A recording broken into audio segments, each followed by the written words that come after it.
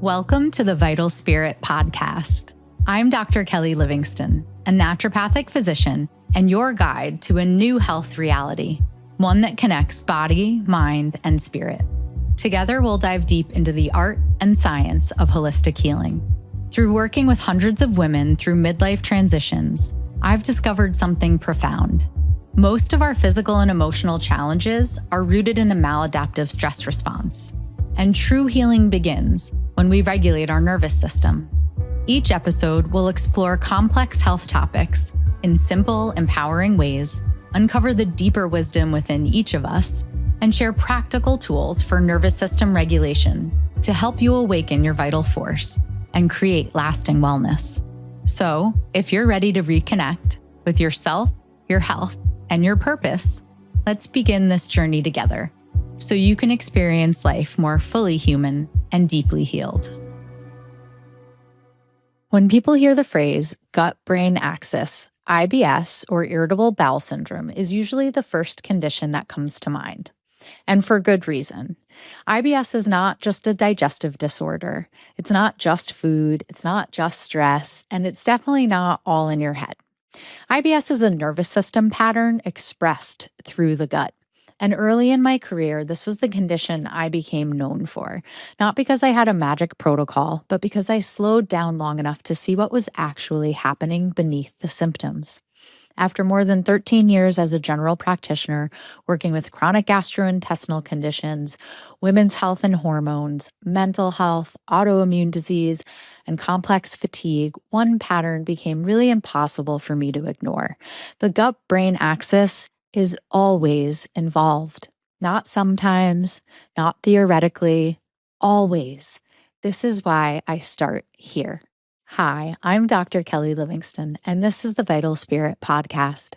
If you haven't already, please go back and listen to the gut-brain axis episode, as I think that those two episodes will be valuable in the context of this IBS episode. You could certainly do it in the opposite order, but there might be some terms that you can clarify by going back and listening to those gut-brain axis episodes. Today, I want to walk you through IBS in a way that connects physiology, nervous system regulation, lived life experience, and something deeper, how we digest not just food, but life itself. Because how you digest your food is inseparable from how you digest the world around you. Even if you don't have IBS, this episode is foundational to all health awakening journeys and certainly to the perimenopause transition. So let's talk about what IBS is and why it is so misunderstood. IBS is classified as a functional bowel disorder, and this phrase alone has caused enormous confusion with patients of mine, and I think actually a lot of harm. Many people hear functional and they assume it means there's nothing wrong, it's psychological, or the doctor couldn't find anything. This is not what functional means. A functional bowel disorder means the structure of the gut appears normal, but the function of digestion is impaired. In IBS, this includes dysfunction in motility, which is how food moves through your body, so how frequent your bowel movements are, sensation, how pain, fullness, and urgency are perceived, secretion, so this includes stomach acid secretion, enzyme production to break your food down. That might include pancreatic elastase, for example, and bile. So bile is a huge clue sometimes, bile production and liver stagnation, and maybe not even having a gallbladder to produce your bile. All of these play a really big role in IBS, and sometimes they're not even discussed with patients. And then last, coordination between different segments of the GI tract. So you have sphincters and different pH changes throughout your GI tract that are helping move food through. So all of this needs to be coordinated. And then, of course, you know from our gut-brain axis episodes and our vagus nerve episode, communication between the gut and the nervous system. So The tissue is real, the nerves are real, the pain is real, the discomfort is real in IBS, right? But there's all of these layers going on. And what's truly altered is how the system is operating, not whether the pain or the issue actually exists. And many patients feel like there's nothing that they can work on because they're kind of told, well, this is just a diagnosis of exclusion. We've ruled everything else out. We've looked at imaging. There's nothing scary going on. We can't find anything. But here's the hopeful part. Functional disorders are state dependent. This is not permanent damage. They change with nervous system state, stress load, sleep, hormone fluctuations, inflammation, and safety and predictability in the environment. This is why IBS symptoms can flare during stress. They can improve on vacation. They can worsen with anticipation, and they can change across life stages. And remember, IBS is also greatly impacted by things like the oral birth control pill. So I did mention this in some previous episodes, but I want to make sure to mention that here as well. So IBS is not random. It is a pattern. And the most common thing that I hear from patients who come to me with an IBS diagnosis is that they were told their labs are normal, there's nothing to be done. And this is why I love working with this diagnosis and the patients that have been told this so much, because there is so much that can be done. There are patterns I do commonly see on labs, and there are abdominal exams and visceral manipulation techniques, and there is so much more to the IBS diagnosis than so many people are led to believe. IBS truly is the signature gut-brain axis disorder. If I had to summarize IBS in one sentence, it would be this. IBS is what happens when the digestive system is governed by a nervous system that does not feel safe enough to relax. Research consistently shows that people with IBS have altered autonomic nervous system balance, heightened visceral hypersensitivity, changes in serotonin signaling in the gut, and estrogen plays a role in this as well, reduced vagal tone. You know, I love talking about vagal tone, increased sympathetic activation, and stress reactivity. This is why symptoms will flare during high stress times, worsen with anticipation, change with routines, improve on vacation, and return during conflict or overwhelm. The gut is essentially responding. So IBS can come in different expressions. So you might have been told that you have IBS-C or constipation dominant or IBS-D or diarrhea dominant. So it does show up clinically in different ways, but the axis underneath is the same. So in IBS-D, diarrhea predominant, you're often seeing sympathetic dominance, urgency, reactivity, a pattern of having difficulty slowing down or relaxing, and definitely loose stools or excessive stools during stress or transitional phases in life, which, hello, perimenopause, right? This is digestion in fight or flight, to put it simply. Now, you also might have IBS-C or constipation predominant, and that often reflects freeze or shutdown patterns in the nervous system. We've talked before about dorsal vagal shutdown, right, in the context of polyvagal theory, chronic holding patterns, pelvic floor tension. So if you've been diagnosed with IBS-C and you have never looked into your pelvic floor health, I highly recommend you do so. Difficulty letting go, and reliance on stimulants to have a bowel movement. Many patients, many women, when they first walk in, have been relying on some form of a laxative or stimulant. Even coffee is a stimulant and acts as a laxative in our body to get our bowels moving. So what are you like without anything? And that gives you a better idea of if you're more prone to constipation. So this is digestion more in inhibition and collapse. Same axis, right? But different nervous system survival strategy. And IBS-M is essentially just mixed and oscillates between these states sometimes. Okay, so let's talk about top-down and bottom-up approaches and what true holistic care actually means when you have an IBS diagnosis. Holistic health is kind of a buzzword nowadays. This is something I've been doing a long time. And if I had to explain it really simply, To treat IBS holistically means that you're working on top down, so brain down to body, and bottom up, body to brain simultaneously. Top down means recognizing how the brain, the autonomic nervous system, trauma and adverse childhood experiences, emotional suppression, transgenerational survival patterns all shape digestion at a physiological level. So they're doing this through our vagal tone, our bowel motility and secretion of things like enzymes and bile, and through our pain perception. Bottom up means recognizing how digestion, the actual act of digestion physiologically, inflammation status, dysbiosis, so imbalance of good and bad bacteria, motility disorders, and immune signaling are speaking back to the brain through the vagus nerve. Again, I have an entire episode on the vagus nerve, and now we have a couple of episodes on the gut brain axis specifically. So go back and learn more about that there. Bottom up also means the body speaking through cytokines and through immune cells and immune responses to the brain, through neurotransmitters, and through microbial metabolites. So especially things like gram-negative bacteria, for example, if we have overgrowths in our gut, they're going to give off metabolites. And you might see things like lipopolysaccharides or endotoxins impacting the messages that your brain is getting from the body.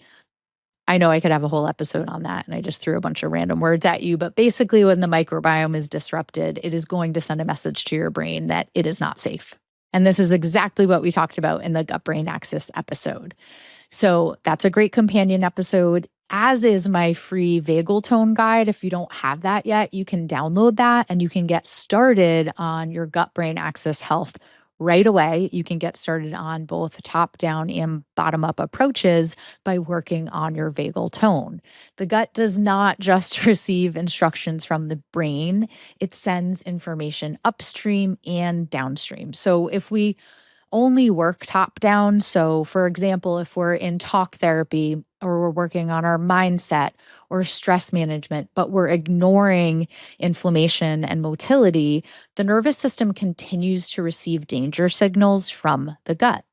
If we only work bottom up, so for example, on changing our diet, on taking supplements or antimicrobials or doing RID plans, but we ignore safety, we ignore trauma processing and nervous system regulation, then the gut never gets permission to relax. The gut never gets into parasympathetic rest and digest mode, right? So you can see how both approaches are incomplete on their own. This is why I start with the gut brain axis. It's foundational medicine.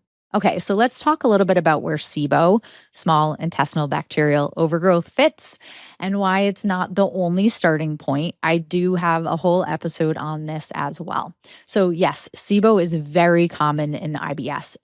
Very often patients have not had a SIBO test done. They've just been told you have IBS. So I will often start with knowing, is there SIBO or not? But it does not mean that I'm always going to jump into eradication. So yes, it matters. And you can go listen to that full episode dedicated to SIBO, especially if you have IBS, bloating, indigestion, constipation, diarrhea. Check that episode out. But clinically, SIBO is downstream. It's not the primary only root cause, because the bacterial overgrowth of SIBO occurs when motility is impaired. So your bowels are slowing down, and then you have food sitting there and you have bacteria fermenting. They're quite happy that your food is not moving. The migrating motor complex is potentially impacted. So that's going to change how your bowel movements are flowing through your body. You might have low gastric acid. So if you have low stomach acid, it's a breeding ground for bacterial overgrowth. Your bile flow might be sluggish. Your bile is antimicrobial, and it helps or essentially is the thing that breaks down protein and fat in your body, along with your stomach acid and your enzymes. So if bile flow is sluggish, so if your liver's compromised, if you don't have a gallbladder, this is certainly going to impact the likelihood that you overgrow bacteria or have dysbiosis. And if your vagus nerve is offline, so if your vagal tone is impacted, this is going to greatly play a role in potential bacterial overgrowth as well. So, if we only treat the microbes without restoring regulation, relapse is super common. So, that's not because the treatment necessarily failed, but you were just chasing a germ and not working on the terrain. And if the terrain doesn't change, you probably are not going to see lasting results. So, I want to touch on the vital spirit method and the order of operations when I'm working with an IBS patient clinically. So, IBS healing is not about doing everything at once. Trust me, that's going to overwhelm your body.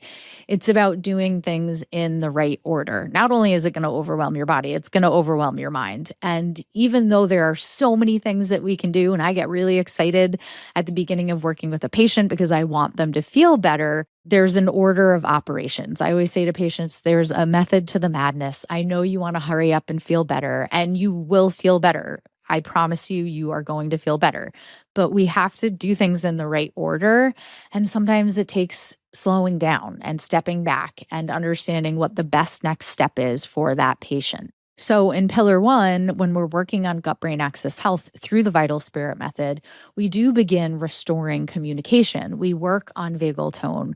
We work on meal timing. We're working on digestion and absorption. We're breathing before our meals. We're getting into that parasympathetic state. We're providing a sense of safety to the body while we're eating.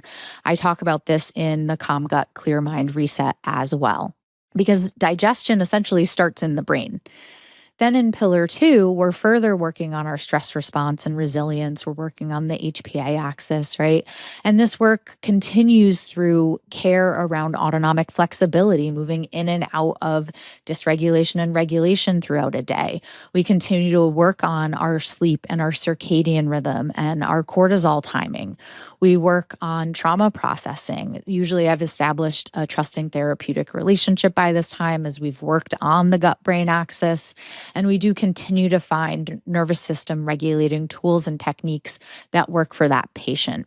As we move into pillar three, which essentially is more focused on hormones and neurotransmitter balance, this is because things like your cortisol, your estrogen, your progesterone status, your thyroid hormones, your serotonin, they all shape gut function. So in those first visits, as you know from all of our episodes on lab work, I'm probably getting an idea around if, for example, your thyroid hormone status is contributing to your bowel motility, right? So we're working on all of these throughout. And typically that pillar is where some of those things are resolving essentially. And this is especially key for women in perimenopause and menopause.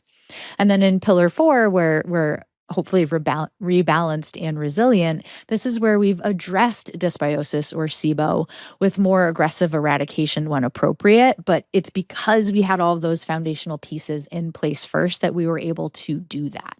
Pillar four is where we've healed the gut lining, and that is shining out on our skin and from the inside out, right? We talked all about this, I think, in episode 5 or maybe 4. And we've healed the gut lining. So we do that as we're restoring microbiome diversity. So we're providing food and fuel and fiber to the microbiome so that all of the good beneficial bacteria can grow and they have an environment that's conducive to growth. And we've really rebuilt trust in the body. So this process is layered. It's not linear, but this is the best way that I could describe the experience in a roadmap, essentially, so that patients and now you as listeners can understand the order of operations. Another layer that's sometimes missed in IBS is the mechanical layer. So digestion requires movement. We talked about this in our movement episode. Organs have to be able to move, glide, they're releasing things, they're responding to the body. Valves have to open and close. pH changes occur throughout the GI tract. Your sphincters are coordinating all of this. Fascia has to be responsive and not tight. So in many patients with IBS, the mechanical layer is restricted. And this mechanical layer can be restricted due to bracing or guarding or always being hypervigilant in fight or flight on high alert. And this can be from a trauma history. So trauma gets held somatically, right? The body keeps a score. I like to call this emotional adhesions, where you are actually in your body holding on to the trauma. Certainly, pelvic floor dysfunction contributes to this as well, to this layer. Longstanding constipation or urgency patterns are going to play a role here, as is inflammation or surgical scars, adhesions, if you've had a C-section, for example.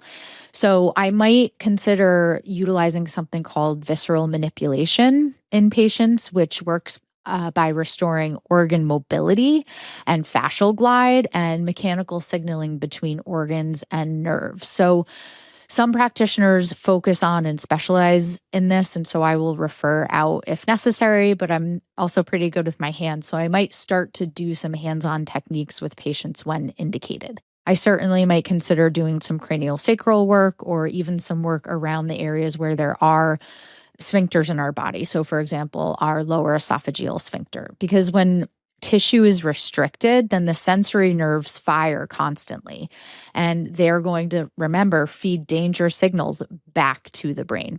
So freeing these tissues up and helping them relax reduces noise in the system. And self-manual valve release or pelvic floor awareness and sphincter coordination is really essential, especially in IBS-C when there's constipation. Castor oil packs, which you've heard me talk a ton about, are one of the most gentle yet powerful tools we have in these situations. They support fascia health, they support lymphatic flow, they help with detox, they're anti-inflammatory, they activate parasympathetic tone. And you cannot rush a castor oil pack. So I love recommending that patients put a castor oil pack on their abdomen and lay down and relax and listen to a calming meditation. It is part of the medicine we use a lot here. And I do just want to mention homeopathy and gemotherapy and energetic medicine. IBS often does not respond well to force, and this is where subtle medicine really shines. Homeopathy can support a healthy stress pattern, so it can help with emotional reactivity, sensitivity, holding, senses of urgency, and it works from the inside out on your vital force, and it works on the level of information rather than suppression. So it can help your brain get a message of safety by working on some of the patterns that you might have been exhibiting throughout your life without even knowing it. And the best part about homeopathy is that you, as the patient, are not talking through anything. I'm identifying patterns as the practitioner. Of course, it's helpful for you to be able to articulate some of the things that you're feeling or experience, but I'm essentially selecting homeopathic remedies and energy medicine based on what you've reported and what I see in your patterns as a patient. And also, gemotherapy is great here. It gently supports drainage, adaptation, and nervous system resilience, particularly in sensitive patients who are going to flare with a more aggressive protocol. So we've got episodes on detox and drainage and gemotherapy. You can go back and listen to those. And these therapies are not pushing or rushing digestion, but they are signaling safety to the body mind and helping with drainage and detox pathways, helping your emunctories, those organs of elimination, to work well. They are essentially terrain supportive medicines. So anytime I'm working on IBS, anytime I'm working on gut health, I have in the back of my mind the 5R naturopathic framework. And so if you're a naturopath, you know this well. And this is largely what I base the Vital Spirit method on. Of course, I pulled in depth psychology and all the things that uniquely me as a practitioner, but this is just such a wonderful framework. So step 1 is remove not just foods and microbes, but threat and overtreatment and maladaptive stress responses. Second is replace, and that means we're replacing digestive support and vagal tone. Third is re-inoculate, and we only do this when the terrain is safe, so we might be re-inoculating with good bacteria, but you need the foundational pieces for that to even stay there. Probiotics don't make sense to take if you have nothing for them to grow on. And then fourth is repair. So repair the gut lining and trust in the body. And last is rebalance. So again, we're resilient. The point is not perfection in our diet. We're striving for an 80-20 rule, especially after more therapeutic diets. But this is where our digestion is rebalanced and resilient. One of the most common questions I get about IBS is, what labs do you run for IBS? So I wanted to make sure to touch on this as well.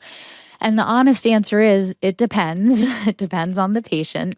And that's the point. I don't use labs to prove someone is sick. Remember, we don't ever treat a disease or a lab, we treat a whole person. But I do use labs to understand how the physical layer is participating in the pattern and how it isn't. For example, if a patient does actually have nothing in labs, and by nothing, I mean I ran all the labs, right? It does then help me to understand the role immeasurable things are playing for this patient. Labs are never interpreted in isolation. They're paired with a long, thorough intake, a detailed symptom timeline, nervous system assessment, life context, and emotional and stress history. A stool test without a story is meaningless. I can probably tell you a lot based on that stool test, especially because I've been running them for years and years and years with so many patients, right? I can probably tell you a lot about that patient's story without even knowing the details, but it's still meaningless until I meet that patient and I can actually assess how those labs are contributing to their symptoms and to their lived experience of IBS. When I do run labs, I'm looking for patterns, not diagnoses. And some of the common tools I use are, yes, comprehensive stool testing. I do use Genova's GI-FX. There are other stool tests out there, but patients do usually want to know that. SIBO or EMO breath testing, so looking for overgrowth in the small intestine. Hormone assessment, targeted nutrient markers, certainly inflammatory markers, chronically elevated antibodies or immune response to things like candida. We can have a whole episode on that too. And certainly food allergy and or sensitivity testing. And I have a whole episode on that as well. So if you struggle with IBS, go back and listen to the food allergy and sensitivity episode. After reviewing labs, I always ask, do these findings fully explain this person's level of suffering? When symptoms are severe but labs are mild, that doesn't mean the symptoms are psychological alone. It means the nervous system is driving the picture, though, typically. This is where a time-heavy intake matters. So I spend a lot of time with patients because it takes time to get to know your patterns and your story. Again, I can probably help you quite a bit just looking at your labs, but I think the magic is in the relationship and the co-regulation and the understanding of someone's life story. So when I'm trying to distinguish between physical and emotional dominance, say in IBS patterns, some of the questions I'm asking are, do symptoms fluctuate with stress more than food? Do symptoms improve with rest, safety, or being fully seen and heard? Do symptoms worsen during anticipation? So, like leading up to a stressful event? Has the body ever felt truly safe? Sometimes patients report that they've never actually felt safe in their body. When the physical level is predominant, symptoms are consistent and reproducible typically. If there's a really strong physical root cause, there's going to be consistency to the symptom patterns. When the nervous system layer is dominant, symptoms are usually more unpredictable and labs don't always make perfect sense. Like, this is obviously what's going on. We're going to address this and everything is going to be better. And the system is typically hyper responsive when there's a nervous system layer dominant. Both are real and they're both treated differently. But again, that gut brain axis is underlying both. And remember that IBS doesn't just affect digestion. IBS has a ripple effect on a deeper soul or spirit level, and vice versa can happen for sure.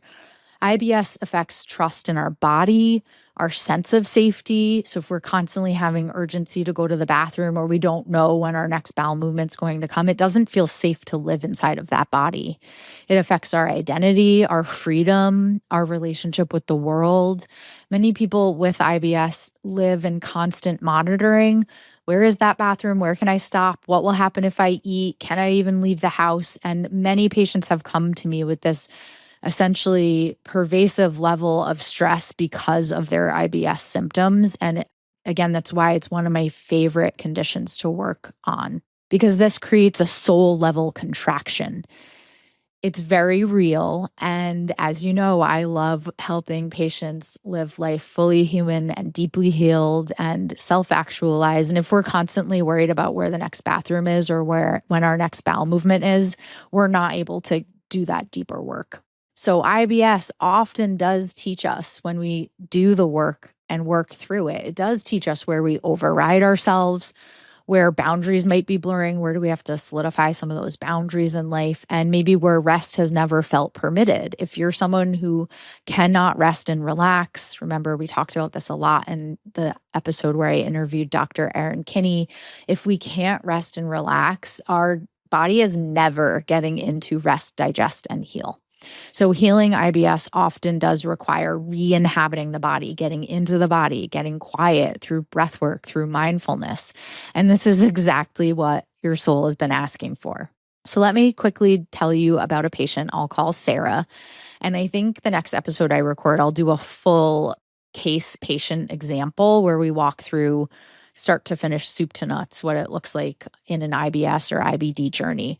So Sarah had years of IBS-D, loose stools, frequent bowel movements. She had a normal colonoscopy, mostly normal labs, and she tried everything, quote unquote. And her symptoms worsened with stress and travel. She had her life planned around bathroom breaks. And when we slowed down and took a step back, there was a very clear pattern.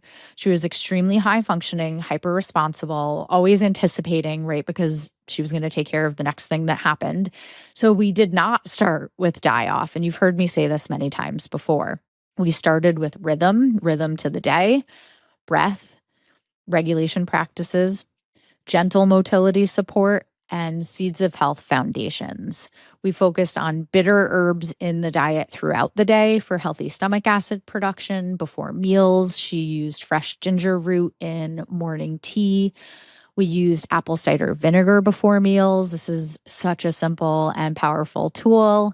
We used castor oil packs at night and self-massage on certain sphincter points of her GI tract. I had also taught her to do a hiatal hernia pull technique that she found very calming. There's parasympathetic fibers there. So that was a really profound moment for her where she realized, oh, I can get into this calming state at home on my own and I can do it every night and it's going to help my bowel movements and my digestion.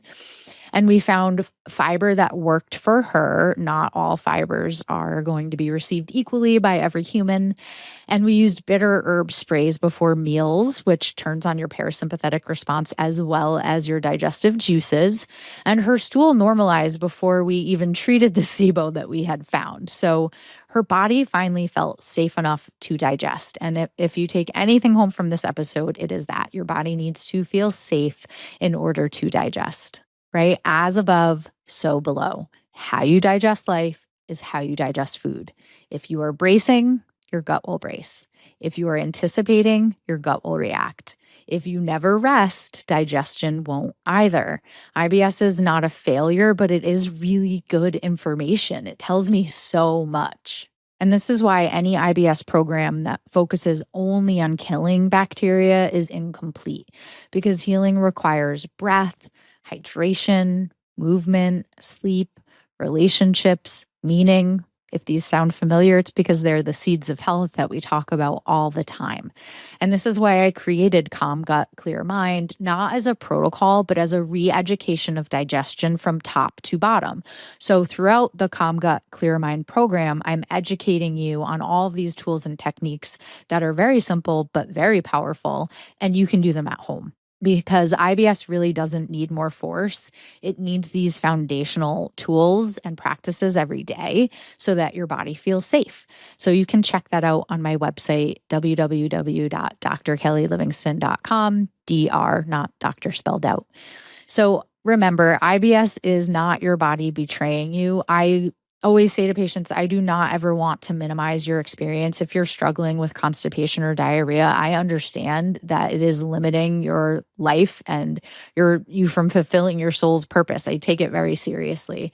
But I want you to know that it is your body communicating something to you. And if you can start listening to it and providing it with what it is asking for, essentially, I promise you your life is going to be completely different. Because when we listen to our body rather than override or suppress, digestion will reorganize itself. Remember, the body heals.